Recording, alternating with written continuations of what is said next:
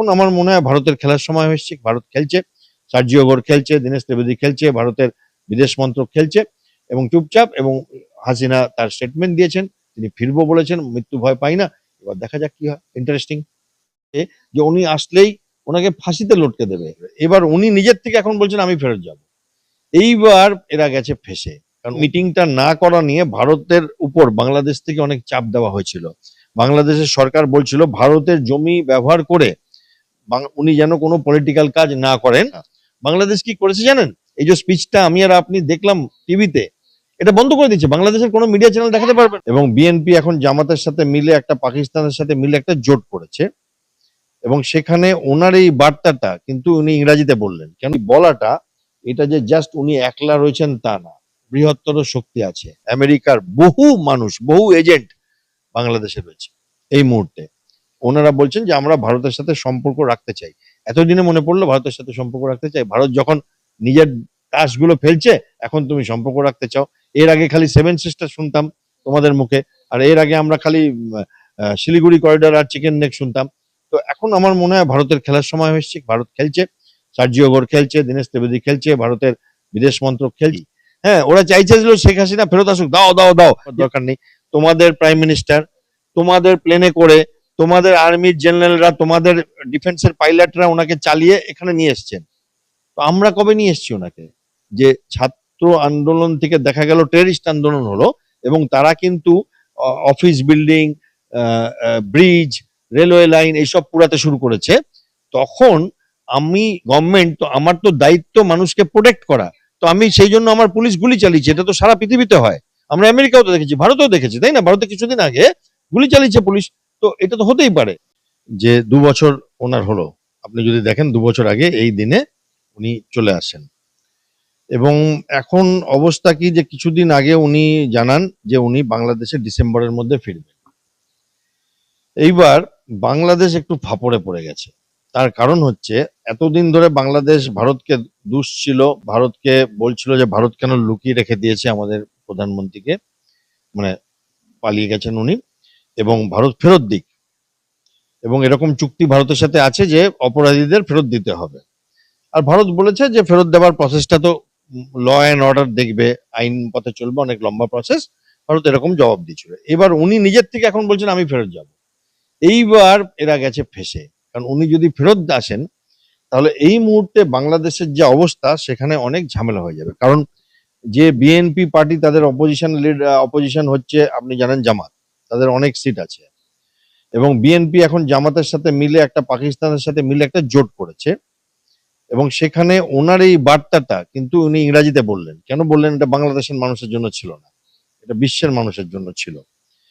এবং মোটামুটি উনি যেটা বলতে চাইছেন, যে ওনার যে পুরো বক্তব্যটা উনি বললেন, যে একটা ছাত্র আন্দোলন, একটা কোটা রাজনীতির, বৈষম্য বিরোধ রাজনীতির থেকে পাল্টে যায় প্রধানমন্ত্রীর রেজিগনেশন করাবার জন্য। এবং উনি বলছেন যে মোহাম্মদ ইউনূস, যিনি উপদেষ্টা ছিলেন, তিনি আমেরিকাতে ওপেনলি স্বীকার করেছিলেন এটা সুপরিকল্পিত আছে। মাস্টার মাইন্ড বলে একজনের সাথে পরিচয় করেছিলেন, ছাত্র নেতা। তো বলছে কি করে পরিকল্পিত হয়? তো এই যে একটা রেজিম চেঞ্জ আমরা যেটা বলি, যে একটা দেশের শাসন ব্যবস্থাকে ভোটের বাইরে গিয়ে উল্টে দেওয়া, যেটা কিছুদিন আগে আমরা আমাদের এখানে একটা প্রচেষ্টা দেখেছি, নেপালে আমরা দেখেছি। হ্যাঁ, তো এই এই ব্যাপারগুলো আজকাল বেশি চলছে। এগুলো ডিপ স্টেট করে, আমেরিকার থেকে করে অনেক সময়। তো এতদিন অবধি সব ঠিক ছিল, কারণ উনি আমেরিকার খুব কাছের মানুষ ছিলেন না। কিন্তু তারপরে কি হয়, মোহাম্মদ ইউনূস আসেন।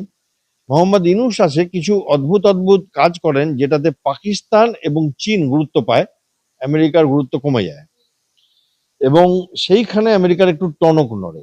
এবং তারপরে আস্তে আস্তে দেখা গেল যে নতুন সরকার এলো, বিএনপি সরকার, তারাও প্রথম ভিজিট গেল চীনে, ভারতকে সম্পূর্ণভাবে অগ্রাহ্য করে। এবং মোহাম্মদ ইউনূসের সময় তো আমরা দেখেছি সেভেন সিস্টার নিয়ে, শিলিগুড়ি করিডোর নিয়ে, চিকেন নেক নিয়ে বারবার উনি নিজে এবং মন্ত্রীরা আলোচনা করতেন, যেটা ওনাদের ব্যাপার না। মানে আমাদের প্রধানমন্ত্রী তো কখনো ঢাকা থেকে কি খাচ্ছে বা ঢাকাকে কিভাবে অ্যাটাক করা, এগুলো আমাদের ওদের দুর্বলতা কোথায় বলেন না। তো উনি কেন বলছেন? এটা এক রকমের উস্কানি দেওয়া। তারপরে এলেন ইনি, আমরা আশা করলাম যে ইনি নিশ্চয়ই অনেক কিছু করবেন, বাট দেখা গেল যে ইনারও একটু চীনের দিকে ঝুঁকে কাজ করছেন এবং অনেক মেসেজ ছোট ছোট দেখে আমরা বুঝি যে উনি ভারতকে পছন্দ করেন না। এইবার কি হলো, আমেরিকার টনক নড়েছে মনে হয়, এবং আমেরিকার যিনি এই জায়গাটা দেখেন, এই পুরো এরিয়াটা, এই দক্ষিণ এশিয়া, মধ্য এশিয়া, ভারত, তিনি হচ্ছেন সার্জিও গোর, এবং তিনি এবং আমাদের ওখানে যিনি হাই কমিশনার দীনেশ ত্রিবেদী, তারা একটা মিটিং করেছিলেন রিসেন্টলি। হ্যাঁ, এবং প্রধানমন্ত্রীর সাথে ওনার একটা মিটিং ছিল, তার আগে আমাদের মানুষটির সাথে উনি মিটিং করেন। আমাদের দীনেশ ত্রিবেদী তারপরে দৌড়ে দিল্লি চলে আসেন। সেই দিন সন্ধ্যাবেলায় উনি দিল্লির ফ্লাইট নিয়ে আসেন, তারপরে আবার দুদিন পরে ফেরত যান। তো এই যে আমার ব্যক্তিগত মতামত, এই যে ওনার আজকের এই মিটিংটা, এই বলাটা, এটা যে জাস্ট উনি একলা রয়েছেন তা না, বৃহত্তর শক্তি আছে। বাংলাদেশ মানুক না মানুক, বাংলাদেশ যদি মনে করে ভারতকে রাগিয়ে চীনের সাথে বন্ধুত্ব করে আমেরিকার সাথেও বন্ধুত্ব বজায় রাখতে পারবে, তাহলে বাংলাদেশ ভুল করছে। আর বাংলাদেশ অনেকটা পাকিস্তানকে নকল করবার চেষ্টা করছে, কারণ পাকিস্তান এটা করছে। পাকিস্তান ইরানের সাথেও ভালো থাকছে, আরবের সাথেও ভালো থাকছে, চীনের সাথেও ভালো থাকছে, আবার আমেরিকার সাথেও ভালো থাকছে।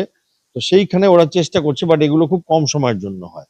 তো এই কারণে আজকের দিনটা উনি চুজ করেছিলেন। 2 বছর হলো, প্লাস কয়েক মাস পরে উনি চলে যাবেন বলছেন ওখানে, এবং ওখানকার লোকেরা তো ভাবছে যে উনি আসলেই ওনাকে ফাঁসিতে লটকে দেবে।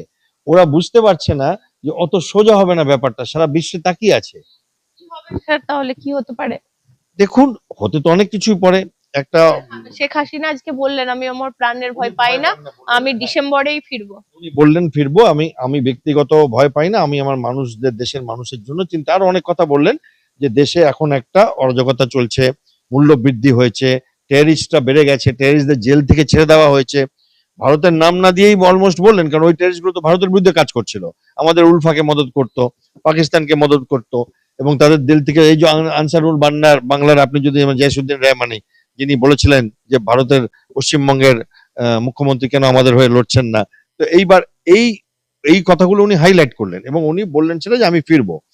এইবার কি হচ্ছে, আপনি যদি দেখেন, এই মিটিংটা না করা নিয়ে ভারতের উপর বাংলাদেশ থেকে অনেক চাপ দেওয়া হয়েছিল। বাংলাদেশের সরকার বলছিল ভারতের জমি ব্যবহার করে উনি যেন কোনো পলিটিক্যাল কাজ না করেন, এবং আমরা ভারতের সাথে ভালো সম্পর্ক রাখতে চাই। আমাদের যিনি external affairs minister Randhir Jaiswal, উনি বলেছেন এটি একটি ব্যক্তিগত মিডিয়া সংস্থান, আমাদের কোনো এর কি বক্তব্য আছে তার উপর কোনো দায় বর্তায় না, এবং আমরা তার সাথে সহমত না, কে কি বললো ওখানে, বাট এটা আমরা আটকাতে পারবো না, এটা আমাদের ডেমোক্রেসি। এবার বাংলাদেশ এটা বোঝে না। বাংলাদেশ কি করেছে জানেন? এই যে স্পিচটা আমি আর আপনি দেখলাম টিভিতে, এটা বন্ধ করে দিচ্ছে, বাংলাদেশের কোনো মিডিয়া চ্যানেল দেখাতে পারবে না। হয়ে গেছে। ব্ল্যাকআউট, মিডিয়া ব্ল্যাকআউট হয় কখনো কোনো সভ্য দেশে? আমেরিকায় হয়, জাপানে হয়, অস্ট্রেলিয়ায় হয়। আমি তো বলছি যেগুলো ডেমোক্রেসি না। এত ভীতু শেখ হাসিনার বার্তাটা পৌঁছাতে দিল। হ্যাঁ, কেন কি হয়েছে ব্যাপারটা, এরা যখন আওয়ামী লীগ কে ব্যান করলো, এবং তারপরে এরা চেষ্টা করেছিল যে জামাতকে পাওয়ারে আনবে, তারপরে বিএনপি শক্তিশালী পার্টি ছিল, বিএনপি পাওয়ারে চলে আসে।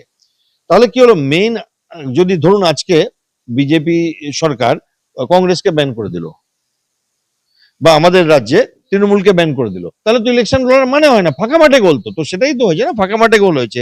এই এইবার কি হয়েছে, ভারতবর্ষ তো একদম বলে দিচ্ছে যে আমরা এর থেকে দূরত্ব রাখছি, এটা প্রাইভেট। আর আজকালকার দিনে দেখুন, আমি যে আপনার সাথে কথা বলছি না, আপনি হয়তো আর 15 মিনিট 1 ঘন্টা পরে রিলিজ করবেন, এটা 1 সেকেন্ডের মধ্যে আমেরিকা পৌঁছে যাবে। অনেক সময় আমার কলকাতার বন্ধুরা পরে দেখে, আমার বিদেশি বন্ধুরা আগে দেখে আমাকে বলে দেখলাম বলে। তো এই যে ব্যাপারটা, এটা আটকানো যায়?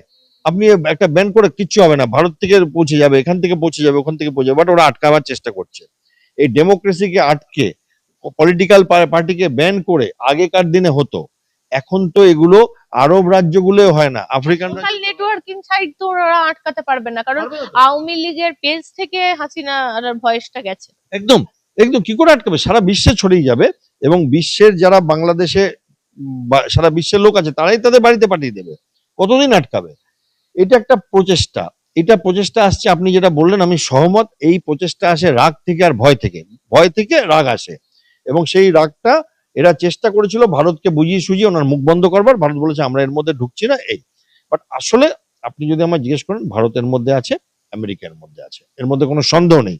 এটা তো অবভিয়াসলি আমাদের দেশ সম্বন্ধে, এত বড় আমাদের দেশ, তার চিকেন নেক নিয়ে কথা বলেছে, কেউ প্রতিবাদ করেনি।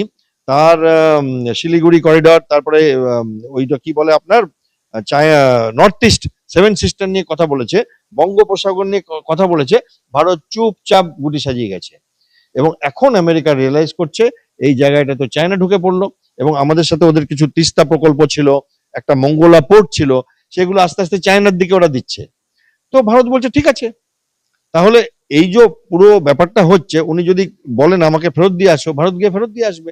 আর ওরা যদি ভাবে যে ওরা একটা ক্যাঙ্গারু কোর্ট বলে, মানে যেমন তেমন একটা বিচার, যেমন ওটা হয়েছিল যে বিচারটা হাসি, ইউনাইটেড নেশন বলে যেটা ভুল হয়েছে, অনেক আরবিক দেশ আছে বলছে এটা ভুল হয়েছে।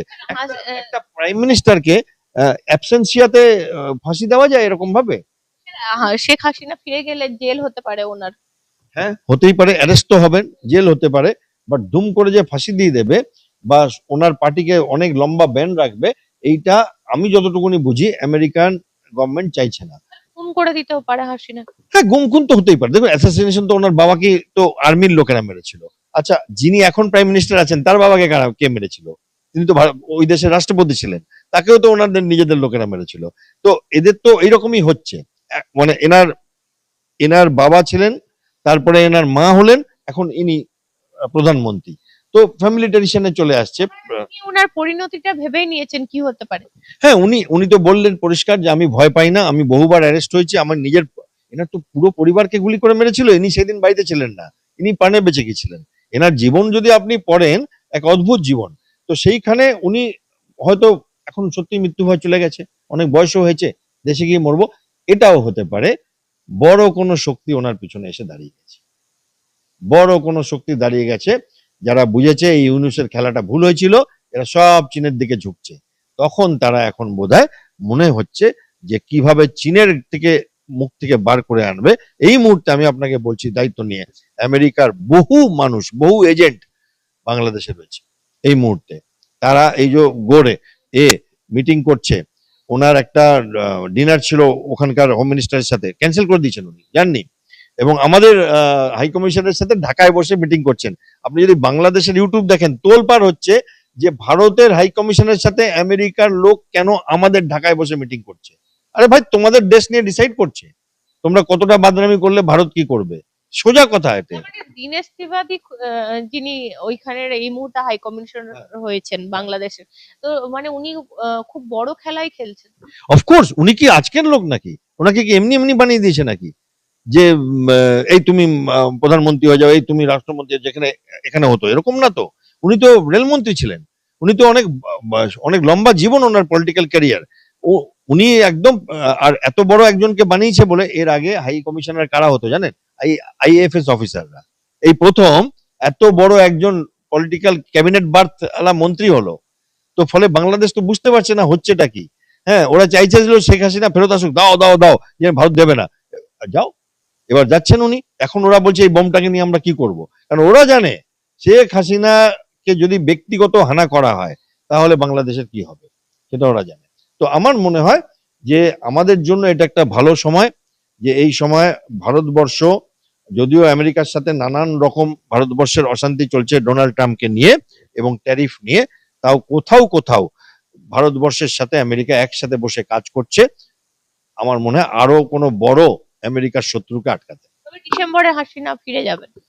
আমার তো মনে হচ্ছে যাবেন, এবং তার আগে বাংলাদেশকে বাধ্য করা হবে আওয়ামী লীগকে ব্যান, যেটা উনি ডিমান্ড করলেন আজকে, যে আওয়ামী লীগের ওপর ব্যান তুলে দেওয়া হোক, আর 15,000 ওদের মানুষের উপর বোধহয় কেস করেছে, যে এগুলো তুলে দেওয়া হোক। ডেমোক্রেসিতে তোমরা লড়াই করো, এই রকম ভাবে ডেমোক্রেসির বাইরে থেকে একটা ছাত্র আন্দোলন, এবং উনি যেটা বললেন যে ছাত্র আন্দোলন থেকে দেখা গেল টেরিস্ট আন্দোলন হলো, এবং তারা কিন্তু office building, bridge, railway line এইসব পুরাতে শুরু করেছে। তখন আমি গভর্নমেন্ট, তো আমার তো দায়িত্ব মানুষকে প্রোটেক্ট করা, তো আমি সেই জন্য আমার পুলিশ গুলি চালিয়েছে। এটা তো সারা পৃথিবীতে হয়, আমরা আমেরিকাও তো দেখেছি, ভারতেও দেখেছি, তাই না? ভারতে কিছুদিন আগে গুলি চালিয়েছে পুলিশ, তো এটা তো হতেই পারে। তো সেটাতে আমার কি করণীয় বলে ইংরাজিতে এই জন্য বললেন যে সারা পৃথিবী শুনছে। আরেকটা বিষয় হচ্ছে ইউনূসের সময় যেভাবে অরাজকতা দেখা যেত বাংলাদেশে, এখন কি বিএনপি যখন ক্ষমতায় রয়েছে এখনো কি সেই অরাজক পরিস্থিতির সৃষ্টি হচ্ছে? হ্যাঁ, প্রথম কিছুদিন হয়নি, এখন আবার বাংলাদেশে শুরু হয়ে গেছে নানান রকম অরাজকতা এবং নানান রকম অপব্যবহার ক্ষমতার, এবং সংখ্যালঘুদের উপর অত্যাচার। হ্যাঁ, সংখ্যালঘুদের উপর অত্যাচার। এবং এখন যেটা হচ্ছে যে ইউনূস তো রাজনীতিবিদ না, তার পিছনে বড় কোনো দল ছিল না। উনি বোকার মতো গিয়ে চায়নাতে গিয়ে ওইসব কথা বলেছেন একটু, মানে নিজের নিজের হাইপ পাওয়ার জন্য। এখানে তা চলছে না, এখানে নিভৃত্তে করা হচ্ছে। যেমন চীনে চুপ করে চলে গেলেন উনি এবং বললেন ভারত আমাদের বন্ধু, বাট আমরা মালয়েশিয়া গিয়ে চীনে যাব। তো এইখানে কি ভারত তো সহ্য করবে না, উনি মনে করছেন যে ওনারা অনেক শক্তিশালী হয়ে গেছেন, ভারত সহ্য করবে না, সেটা তো অবভিয়াস। ভারত তার মতো করে খেলবে, আর ভারতের এইসব ঢাক বাজিয়ে বলবার দরকার নেই। তোমাদের প্রাইম মিনিস্টার, তোমাদের প্লেনে করে, তোমাদের আর্মির জেনারেলরা, তোমাদের ডিফেন্সের পাইলটরা ওনাকে চালিয়ে এখানে নিয়ে এসছেন। তো আমরা কবে নিয়ে এসছি ওনাকে? উনি তো তোমাদের গভর্নমেন্ট থেকে এখানে নিয়ে এসছে। এবার উনি যদি যেতে চান যাবেন, যদি না যেতে চান তোমরা কি করে নেবে ভারতের বিরুদ্ধে? ওনারা বলছেন যে আমরা ভারতের সাথে সম্পর্ক রাখতে চাই। এতদিনে মনে পড়লো ভারতের সাথে সম্পর্ক রাখতে চাই? ভারত যখন নিজের তাসগুলো ফেলছে এখন তুমি সম্পর্ক রাখতে চাও? এর আগে খালি সেভেন সিস্টার শুনতাম তোমাদের মুখে, আর এর আগে আমরা খালি শিলিগুড়ি করিডোর আর চিকেন নেক শুনতাম। তো এখন আমার মনে হয় ভারতের খেলার সময় হয়েছে, ভারত খেলছে, সার্জিও গোর খেলছে, দীনেশ ত্রিবেদী খেলছে, ভারতের বিদেশ মন্ত্রক খেলছে এবং চুপচাপ। এবং হাসিনা তার স্টেটমেন্ট দিয়েছেন, তিনি ফিরবো বলেছেন, মৃত্যু ভয় পাই না। এবার দেখা যাক কি হয়, ইন্টারেস্টিং। শেখ হাসিনা, যেটা বারবার বলা হচ্ছে যে 80 বছরের তার প্রায় বয়স, সেখানে তিনি আবারও এবং তার ইতিহাস আমরা জানি, ভারতের সঙ্গে একটা সুদীর্ঘ ইতিহাস আছে, এবং আবারও তিনি ফিরতে চাইছেন। এই যে বারবার তুমি মানে শুরুর সময় বললে, আমি যদি খুব ভুল না করি, শুধু ফিরতে চাওয়া না, তিনি বলেছেন যে তিনি আওয়ামী লীগের বেশ কিছু সদস্যকে সঙ্গে নিয়ে তিনি আত্মসমর্পণও করবেন ওখানে গিয়ে। তো হ্যাঁ, মানে এই ঘোষণাটা, এটা মানে দেখো, ভারতের দিক থেকে যদি বার্তা বলো, যখন উনি যখন এসেছিলেন, উনি প্রাক্তন প্রধানমন্ত্রী হয়ে গেছেন বা সেই মুহূর্তে হলেন আর কি, উনি এখানে আশ্রয় নিলেন। এখন তো ওনার ওপরে তারপরের ঘটনাগুলো তারপরে ঘটেছে, যে তার বিচার হয়েছে, তার মৃত্যুদণ্ড হয়েছে, ইত্যাদি ইত্যাদি। সেইটা যখন হয়ে আছে, বাংলাদেশ যখন সেটা থেকে ওইটা রয়েছে, এই হুমকি এবং এই শাস্তিগুলো রয়েছে, তখন কিন্তু শেখ হাসিনা বললেন, সারা পৃথিবীকে বার্তা দিলেন যে আমি কিন্তু যাচ্ছি, এবং সেটা ভারত থেকে প্রচারিত হলো। সুতরাং এটা খুব ক্লিয়ার একটা বার্তা যে শেখ হাসিনা যে যেতে চাইছেন, এর পরেও সেই কূটনৈতিক সেই অবস্থানটা, সময়টা, এবং আরো কি কোনো বৃহৎ শক্তি চাইছেন, সেই জায়গাটা কি তৈরি হয়েছে, তবেই তিনি বলছেন। এটা ইনি একাকি বলছেন, তার বলাটা নিশ্চয়ই খুবই আবেগপূর্ণ, কিন্তু এটা শুধুই আবেগপূর্ণ একটা ভাষণ নয়। মানে তুমি বলতে চাইছো, তুমি যে ইঙ্গিতটা করছো যে এর পেছনে অন্য কোনো রাজনৈতিক শক্তির মদতও রয়েছে? না, মানে মদত বলবো না, কূটনৈতিক পরিস্থিতি এটা তৈরি হচ্ছে, শুধু সেটা শেখ হাসিনার ক্ষেত্রে তৈরি হচ্ছে না, এবং আর কোন কোন কর্নারে, সেটা বাংলাদেশের মধ্যে কি বাংলাদেশের বাইরে, আর কোন কোন জায়গায় এই পুরো পরিস্থিতিতে এই যে পরপর বললাম যে ইনি আসছেন, উনি যাচ্ছেন, এরকম আরো এই কিছু ঘটনা সাংবাদিকতা, এবং বিশেষ করে যারা কূটনৈতিক সাংবাদিকতা করেন তারা মাত্রই জানেন, খুব কম খবর এগুলো বাইরে আসে। এর ভেতরেও কিন্তু নিরন্তর এই কূটনৈতিক প্রক্রিয়া, কথাবার্তা, আলোচনা, দৌত্য, এগুলো চলতেই থাকে, চাপানুতোর, চাপ সৃষ্টি। এটা না একদম আমার নিজের মনে হতো, যখন আমি এগুলো কভার করতাম, আমার ভীষণ মনে হতো যে ঠিক একটা মানুষ, মানে আমাদের পার্সোনালি যখন আমরা কোনো শত্রুতা বা শত্রু কোনো কম্পিটিশন বা এই ধরনের চাপের মধ্যে যখন আমরা কাজ করি, আমরা কিন্তু এটাই দেখি যে কে আমার বন্ধু, কে আমার শত্রু, কে বন্ধুর বন্ধু, কে সেই মুহূর্তে আর সেই মুহূর্তে কে বন্ধু, এবং বন্ধু শত্রু বলে কিন্তু কূটনীতিতে কিছু হয় না, পুরোটাই সময় প্রয়োজন, সেই হিসেবেই কিন্তু দেখা হয় এবং করা হয়। একটা ওই সেদিনকার ওনার বক্তৃতা, এবং খুব নাটকীয় না, মানে দেখো কূটনীতিটা কতটা ইন্টারেস্টিং, যে সবাই ভাবছেন যে তিনি কিভাবে আসবেন, তিনি এই এতদিন বাদে তাকে দেখা যাবে, মানে তখন কিন্তু ভার্চুয়ালি সবাইকে তিনি অবাক তাকে করে দেখা যাবে। দিয়ে হ্যাঁ, তিনি দেখা গেল যে তিনি অডিওতে দিলেন, তিনি এলেন কোথাও জানা। এবং ভারত সবসময় বলছে যে ভারত খুবই চিন্তিত তার সিকিউরিটি নিয়ে। ভারতের অবস্থান থেকে একটাই বারবার বলা হয়েছে যে ভারত তার সিকিউরিটি নিয়ে চিন্তিত, তার বাড়ি বদল হয়েছে ইত্যাদি তো তারা বলছেনই।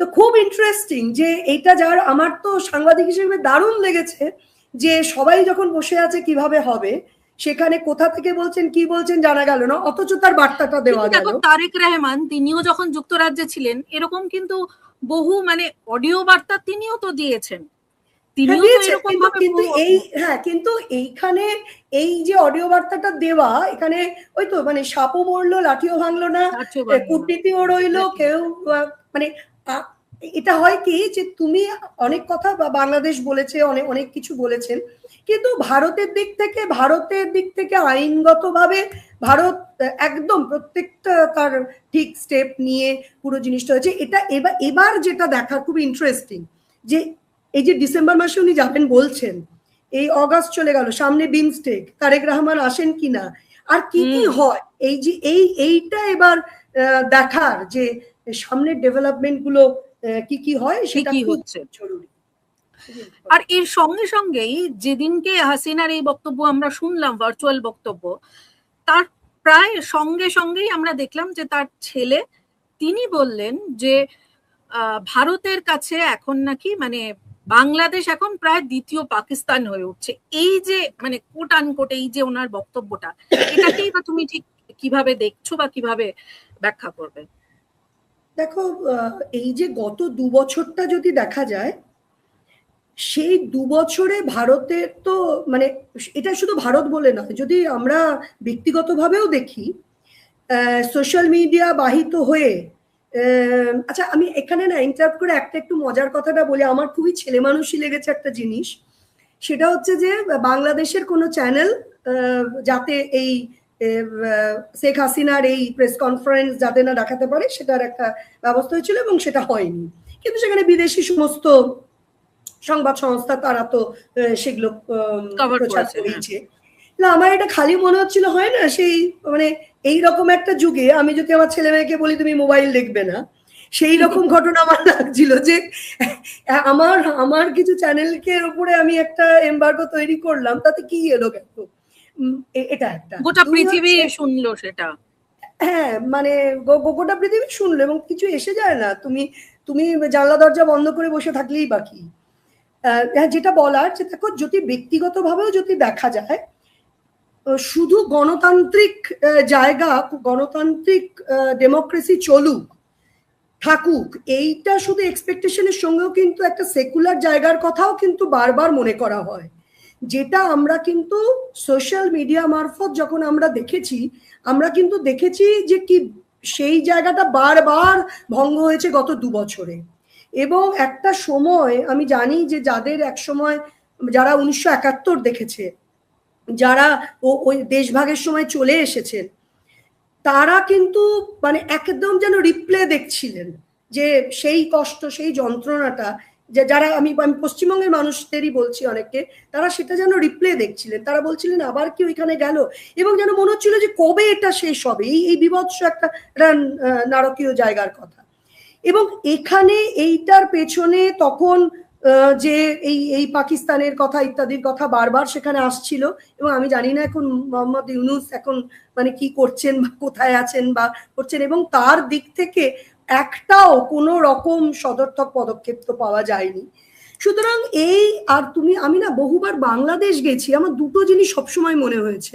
এক মনে হয়েছে যে আমি শেষ গেছি পসিবলি 2010-11 এরকম সময়টা, 10-এর মধ্যে বা 10-11, মানে বাংলাদেশটা আমার তখনও মনে হতো 71-এর বাইরে বার হতে পারেনি। দুটো জায়গা সবসময় বলা হতো যে 71-এর পক্ষে কে ছিল, 71-এর বিপক্ষে কে ছিল, যখনই কোনো বক্তৃতা, যখনই মানুষের কাজ, এটা তারা বলেন, এবং সবসময় 71-এর বিপক্ষে আর পক্ষে বলার সময় পাকিস্তানের কথা আসে। আর 2 হচ্ছে ভারত নিয়ে, ভারত এই করছে তাই করছে এরকম বলা হয় বটে, কিন্তু ভারতের কথা সবচেয়ে বেশি ওইখানকার রাজনীতিতে সবচেয়ে বেশি উঠে আসে কিন্তু বাংলাদেশের যদি যাওয়া যায়। ওখানকার রাজনীতি নিয়ে যখন কথা হয় তখন ভারতের বিরোধিতা বা পক্ষের কথা সেটা বারবার বলা যায়। এখানে কিন্তু একটা কথা খুব ইম্পর্টেন্ট, যে আওয়ামী লীগ এখানে কিন্তু আরেকটা পরিষ্কার, আওয়ামী লীগ মানে শেখ হাসিনা এবং জয় যারা বললেন, পরিষ্কার কিন্তু এটা মানে ইঙ্গিত দিয়েছেন বা বলেছেন যে ভারত বন্ধু ছিল, আছে এবং ভবিষ্যতেও থাকবে বলে তারা মনে করেন। এই জায়গাটাও বলে, সুতরাং এটাও একটা বার্তা, এটা এটা এটা এটা এটা সবাইকে বার্তা, এটা এটা সমস্ত কিন্তু যে এই দেশে মুহূর্তে যে বাংলাদেশের যে সরকার, মানে প্রশ্ন এখানে একটাই থাকছে, এই যে ভারত যে পদক্ষেপটা নিল তাতে এই মুহূর্তে দাঁড়িয়ে ভারতের যে অবস্থান ভারত স্পষ্ট করে দিল, তারপরে ভারতের সাথে বাংলাদেশের এই মুহূর্তে দাঁড়িয়ে কূটনৈতিক সম্পর্ক এখন কিরকম থাকে, কোন দিকে যায়? যেহেতু আমরা দেখলাম যে তড়িঘড়ি তারপরেই ভারতীয় বিদেশ মন্ত্রকের তরফ থেকে এই বার্তা দেওয়া হলো যে প্রেস কনফারেন্সের সাথে বা উনিও সেখানে যা যা বলেছেন তার বক্তব্যের সাথে ভারতের কোথাও কোনো অফিসিয়ালি কোনো মানে সহমত তারা নয়। আর যেটা তুমি বলছো যে ডিসেম্বরে সত্যি শেখ হাসিনা তিনি যেতে পারেন কিনা, যে আমি যাব আর আমি গেলাম দুটোর মধ্যে কিন্তু এখনো মানে there is a gap between cups and lips, মানে আদৌ পৌঁছতে পারছেন কিনা বা পৌঁছতে পারবেন কিনা সেটাও কিন্তু একটা বড় প্রশ্ন। সবচেয়ে বড় কথা যে ভারতের কাছে এই যে তারেক রহমান যখন এলেন প্রধানমন্ত্রী হলেন এবং তারপর তাকে যে সেটাকে স্বাগত জানানো, সেটা ভারত জানিয়েছে। ভারতের দিক থেকে অনেক সিগন্যাল গেছে যে ভারত বাংলাদেশের সঙ্গে কংগ্রেচুলেট করেছেন একদম, এবং ভারত যে বাংলাদেশের সঙ্গে যে সম্পর্ক সুস্থির রাখতে চায় সেই সিগন্যাল কিন্তু ভারত দিয়েছে। এবার দেখা যে বাংলাদেশ কি করে, এবং ওই যে বললাম সামনে বিমস্টেক আছে কিন্তু, সুতরাং এখানে তারেক রহমান মানে নেমন্তন্ন তো করাই হয়েছে, আসছেন কিনা এর পরপর সেগুলো দেখলে বুঝতে পারে। আমার কিন্তু নিজের ব্যক্তিগতভাবে আমি বলছি যে এই কূটনৈতিক চাপানুতোর এগুলো এত দেখেছে, এবং আমি তো একটা অঙ্গরাজ্যের একটা সাংবাদিক, আমি দিল্লিতে গিয়ে যখন এই বাংলাদেশ নিয়ে খবর করতে হতো, আমি যখন টেলিভিশনে ছিলাম তখন আমি অনেকবার দিল্লি যেতাম এবং করতে হতো, কিন্তু যারা একদম কূটনৈতিক সংবাদদাতাই আর কি, মানে কূটনৈতিক বিশেষজ্ঞ, তারা সবাই মাত্রই জানেন যে এই কূটনৈতিক যে চালাচালি বা সবকিছু কিন্তু এই নিশ্চয়ই তুমি দেখেছো যে বিরাট একটা দীর্ঘ একটা যে প্রেস রিলিজ, সেই প্রেস রিলিজে তাদের ইন্টারনাল নানা কিছুর কথা বলা বা সেখানে করা, শুধুমাত্র একটা বেসরকারি একটা জায়গা, একটা অটোনোমাস একটা সংগঠন, তারা একটা প্রেস কনফারেন্স করেছে এবং ভারত সেটা করতে দিয়েছেন। এইটার প্রেক্ষিতে তারপরে যে দীর্ঘ যে জায়গাটা সেটা নিয়ে তো ভারত, তারপরে তো ভারত মানে এটা চাপানুতরের সেটা নিয়েই চলতে থাকবে বলে মনে হয় না। কিন্তু এটা ঠিকই যে সারা বিশ্বের কাছেও যে আওয়ামী লীগ মোহাম্মদ ইউনূসের সময় যে কাণ্ডটি চলছিল সেটার থেকে তো একটা জায়গায় পৌঁছেছে, বিএনপি এসেছেন, তারেক রহমান এসেছেন, সত্য, কিন্তু আওয়ামী লীগ তো এখনো নিষিদ্ধ। সুতরাং যদি একটা ফুল ফ্লেজেড যদি ডেমোক্রেটিক জায়গা আমরা দেখতে চাই, তো সেটাও তো যদি একদম বাইরের একজন অবজারভার হিসেবেও তুমি দেখো, সেটা কি কাম্য? এখানে যদি আজকে এই যে আমাদের মাল্টিপার্টি সিস্টেমের মধ্যে একজনকে নিষিদ্ধ করে দেওয়া হলো, এটা তো কোনো ডেমোক্রেসির সুখকর নয়। তো সেটা একটা জায়গা। একটা জিনিস বলতে চাই যে আমার খুব ইন্টারেস্টিং লাগছিল, বহুদিন আগে 2004 বা 5 সাল পসিবলি এই নিজামুদ্দিনের কথা এসেছে, দিল্লির নিজামুদ্দিনের কথা এসেছে, হাসিনাকে একজন প্রশ্ন করে ফেলেছেন দেখলাম। তো এই নিজামুদ্দিন দরগা দিল্লির খুব বিখ্যাত, সেই নিজামুদ্দিনের সামনেই মানে আমার শেখ হাসিনাকে ইন্টারভিউ করার সুযোগ হয়েছিল।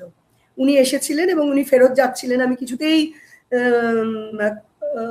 পাচ্ছিলাম না যে ওনাকে ধরে ওনার অন্তত দুটো প্রশ্ন করার, কিন্তু ফাইনালি অনেক ভোরবেলা গিয়ে পৌঁছে উনি যখন বেরিয়ে যাচ্ছিলেন গাড়িতে করে, তখন পুলিশের সহায়তায় আমি এটা ইন্টারভিউ করতে পেরেছিলাম ওই নিজামুদ্দিনেরই সামনে। তো সেই জিনিসটা হঠাৎ রিলাইভ একটা যেন মনে হলো। এটাই সামনের দিনগুলো খুব ইন্টারেস্টিং, আগামী মাসেই সিগন্যাল পাওয়া যাবে। অনেক ধন্যবাদ তোমাকে মহুয়া, খুব সুন্দর, খুব ভালো লাগলো তোমার সাথে কথা বলে। নিশ্চয়ই ভবিষ্যতে আবারও আমরা বিভিন্ন বিষয় নিয়ে কথা বলবো, আলোচনা করব। তবে যেটা তুমি বললে, এই মুহূর্তে দাঁড়িয়ে আমাদের এখন সব থেকে বোধহয় বেশি নজর রাখা দরকার যে ডিসেম্বর মাস তো হাতে গোনা আর কিছুদিন বাকি, সত্যি শেখ হাসিনা তিনি বাংলাদেশে যান কিনা, গেলে পরবর্তীকালে এই আন্তর্জাতিক অপরাধ ট্রাইব্যুনালে মৃত্যুদণ্ডের খাঁড়া যার মাথায় ঝুলছে, সেই অবস্থায় দাঁড়িয়ে তিনি সেখানে পৌঁছতে পারেন কিনা, এবং তারপরের ঘটনা প্রবাহ বা ঘটনাক্রম, এবং এই মুহূর্তে দাঁড়িয়ে অগাস্ট থেকে ডিসেম্বরের মাঝখানেও যে সময়টা রয়েছে, সেই সময়ের মধ্যে ভারত বাংলাদেশের মধ্যে যে কূটনৈতিক সম্পর্ক, সেই সম্পর্কই বা কোন দিকে গড়ায়, সেদিকেও আমাদের নজর থাকবে।